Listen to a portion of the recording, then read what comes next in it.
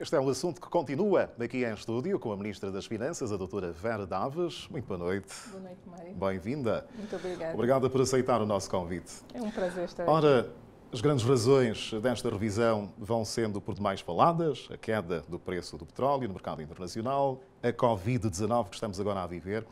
Mas como explicar ao cidadão, de facto, estas mexidas que se fizeram ao nosso orçamento? Obrigada, Mário, pela questão. Angolanas e angolanos, muito boa noite. O mundo está a ser afetado de forma muito forte pela pandemia e pelas consequências que dela advêm. Os países têm sido obrigados a consumir menos, a prestar menos serviços, a produzir menos e a gastar mais com saúde. Tudo isso tem consequências. Temos estado a ver um pouco por todo o mundo empresas a serem fortemente afetadas, outras a fecharem.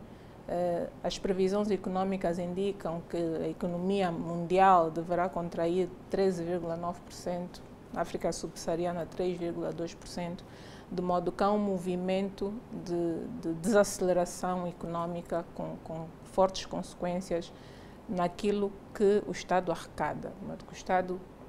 Os Estados passam a ter menos dinheiro para concretizar mais despesas de saúde e isso tem que ser compensado, né? Tem que se reanalisar as contas para assegurar que com esses recursos que são inferiores, o Estado continua a ter capacidade de manter as finanças públicas em ordem, as contas em dia, e atender essa necessidade que é crítica da saúde. Senhora Ministra, este orçamento é feito à base do barril de petróleo a $33. Até que ponto estamos a falar de um orçamento seguro? Que segurança é que tem, uma vez que os grandes problemas continuam, nomeadamente e particularmente a Covid-19? Sendo que a Organização Mundial da Saúde reconhece que não é um fenómeno que vai desaparecer muito brevemente. Sim. Temos poucas certezas no que diz respeito à Covid. Há mais de 100 vacinas a serem analisadas, 20 já a serem testadas, mas a verdade é que ainda não há resultados concretos que nos permitam estar confortáveis relativamente ao fim dessa pandemia. Mas como toda a crise encerra em si uma oportunidade, o que estamos a procurar fazer agora é acelerar as medidas e os programas que visam reduzir a nossa dependência do setor petrolífero.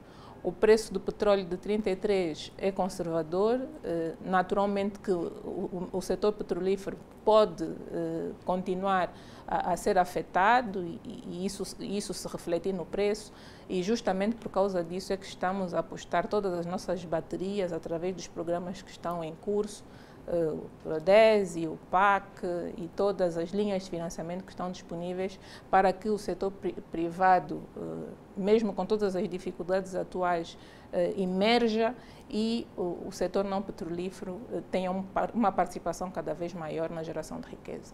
Este é um orçamento deficitário, estamos a falar de um déficit na ordem dos 4%, vai ter que ser financiado. Quais serão as fontes deste financiamento? Lamentavelmente, essa é uma situação que não gostaríamos de viver, mas vamos ter que enfrentá-la. Estamos a sair de uma situação de 2018 e 2019 em que já tínhamos superávites, isso para nós é o ideal em função do nosso nível de endividamento, mas há despesas que nós não podemos deixar de realizar.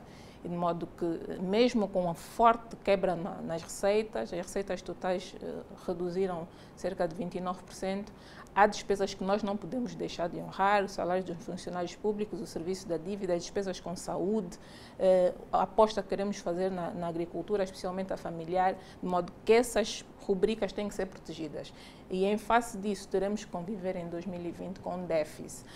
Como financiá-lo? Com receitas patrimoniais, estamos a acelerar o programa de privatizações. Naturalmente, as receitas não vão ser suficientes para cobrir todo o déficit, então teremos que recorrer a um misto de financiamento interno e externo. Externo, em condições os mais favoráveis possíveis, para não agravar as condições financeiras do Estado, e interno, com contenção para assegurar que o Estado não concorra com as empresas. Externo de onde? Já está delineada esta direção?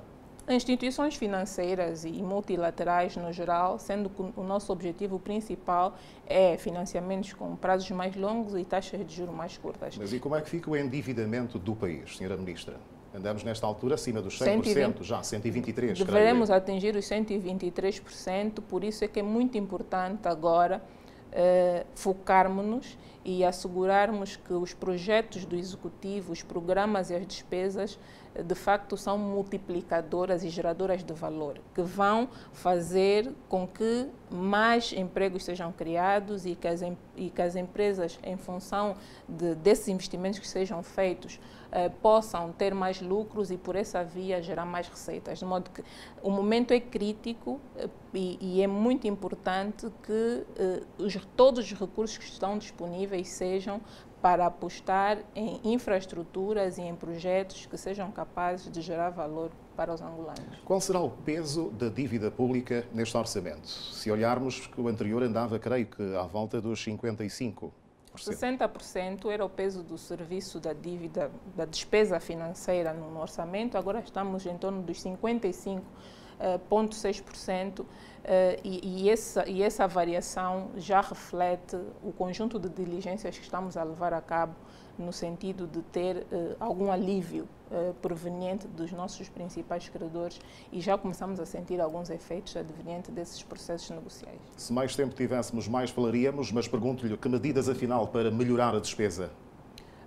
Continuarmos com as ações de pedagogia, mostrando claramente os benefícios do cumprimento da lei, assegurando que todos os gestores orçamentais percebem bem as regras e que as cumprem na prática, assegurando que os sistemas estão operacionais e estão interligados, levando a receita aos órgãos locais para cada vez existir menos dependência da arrecadação central e responsabilizar também mais esses órgãos locais e fiscalizar e responsabilizar.